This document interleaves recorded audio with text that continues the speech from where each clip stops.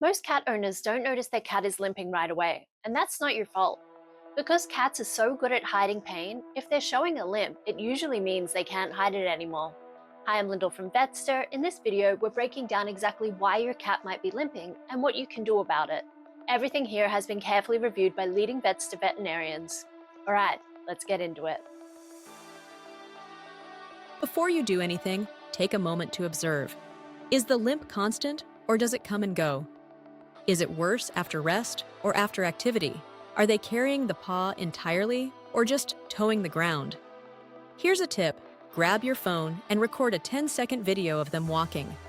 Cats are famous for acting completely fine the second they enter a vet's office, and having footage from home can make a real difference to your vet's diagnosis. Let's talk about the serious stuff.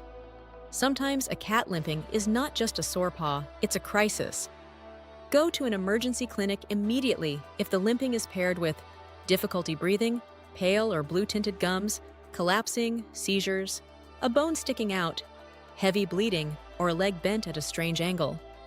And a crucial note, if your cat's back legs suddenly stop working and they seem in extreme pain, this could be aortic thrombosis, a blood clot that is life-threatening and needs instant medical attention.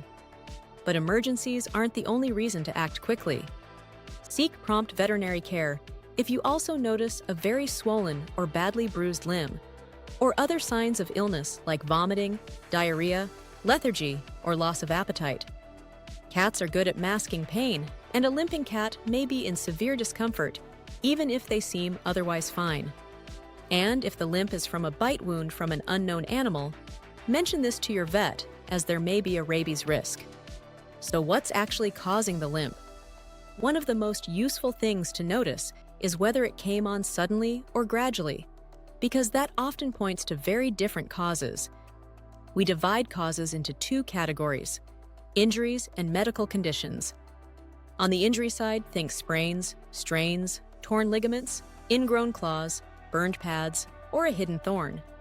In outdoor cats, bite wounds and scratches from fights frequently lead to painful abscesses. When it comes to medical conditions, osteoarthritis is one of the most common causes, especially in older cats. It often shows as a slow, dull ache that makes jumping onto the sofa difficult.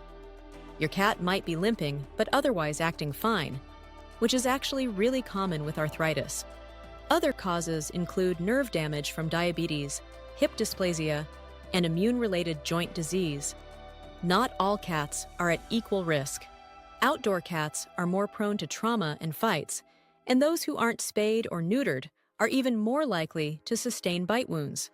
Overweight cats put extra stress on their joints, leading to earlier arthritis. And in senior cats, what looks like normal aging may actually be untreated pain. So what happens at the vet?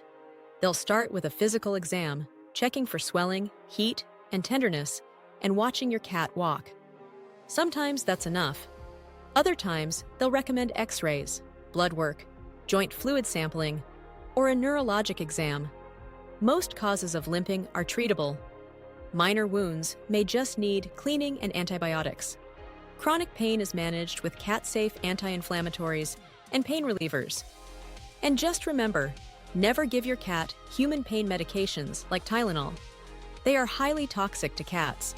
For long-term conditions like arthritis, your vet may recommend supplements, weight management, or simple changes around the home to help your cat get around more comfortably. If your cat is limping right now and you want to talk to someone, you can book a virtual appointment with a licensed Vetster vet from your living room. Thanks for watching. We'll see you in the next video.